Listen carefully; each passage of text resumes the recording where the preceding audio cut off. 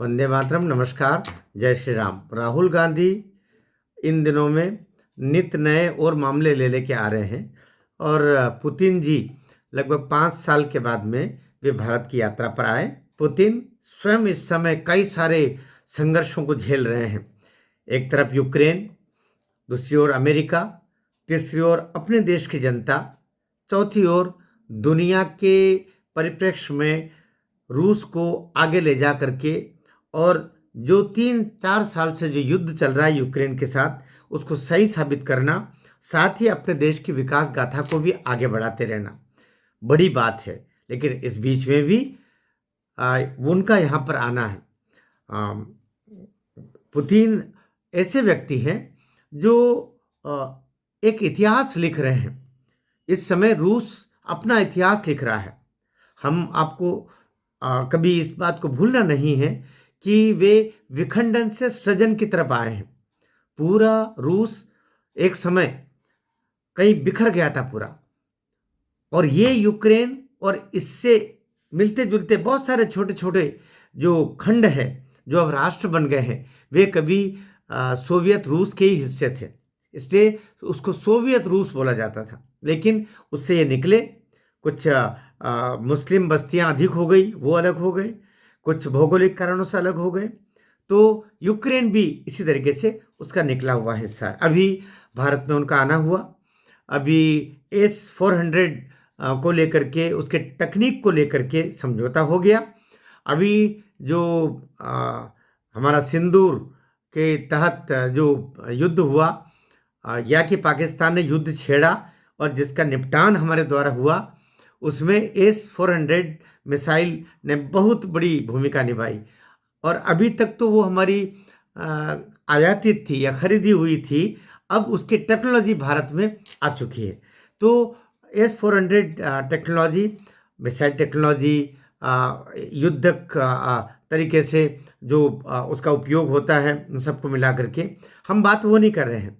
हम बात कर रहे हैं इस समय कि 2 दिवसीय यात्रा पूर्ण करते करते ही राहुल गांधी ने ये राग छेड़ दिया कि हमें मिलने का मौका नहीं दिया या हमसे नहीं मिलवाया, जबकि विपक्ष के नेता के नाते मुझसे उनको मिलवाना था या कि उनको मुझसे मिलने आना था, लेकिन सरकार ने कहीं रोका होगा। ये बात विभिन्न मीडिया केंद्रों पर राहुल गांधी ने की। अब जो बात छन के निकल के आ रही है, वो ये निकल के आ रही है कि पूरी हिस्ट्री, अभी 5-10-15-20 सालों से राहुल गांधी राजनीति में है, उनके बारे में जिस तरीके से वे देश का मखौल उड़ाते हैं, देश के लोकतंत्र का मखौल उड़ाते हैं। वे चीनी राजदूत से आधी रात को जाके मिलते हैं।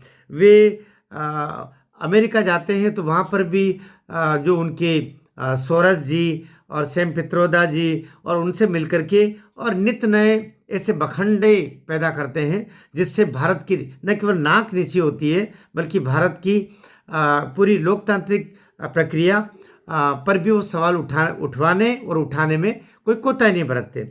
अभी जो पाकिस्तान के साथ में हमारे 2-2 हाथ हुए, उसमें भी इन्होंने हमारे देश की मिलिट्री के ऊपर भी आरोप लगा दिए। कभी कहा कि नरेंद्र मोदी नरेंद्र बोल करके, और श्रद्धेय नरेंद्र मोदी के ऊपर उन्होंने फप्तियां कसी और कहा कि ये अमेरिका के इशारे पर, ट्रंप के इशारे पर इस तरीके से बंद किया, और खूब मिमिक्री इनके द्वारा हुई। ऐसे सतही मस्तिष्क के व्यक्ति को की जानकारी जब पुतिन को मिली होगी, तो जो सूत्र मेरे बता रहे हैं वो ये कि पुतिन ने साफ मना कर दिया, मुझे नहीं मिलना, हमारे सूत्र बता रहे हैं। फिर इसी दौरान उनकी एक नेता जो आंध्र प्रदेश की हैं, वे एक कुत्ते को लेकर के पहुंच गई थी, और कुत्ता को लेकर के उन्होंने अपने मुंह से कुत्ते की आवाज निकाली। तो कहते हैं कि पुतिन ने उसी को ध्यान में रखते हुए शायद मजाकिया लहजे में कहा होगा, लेकिन हमारे सूत्र बता रहे हैं कि पुतिन ने कह दिया कि मैं कुत्ते से मिल लूँगा, लेकिन उस शख्स से नहीं मिलूँगा। उनका आशय राहुल गांधी से था।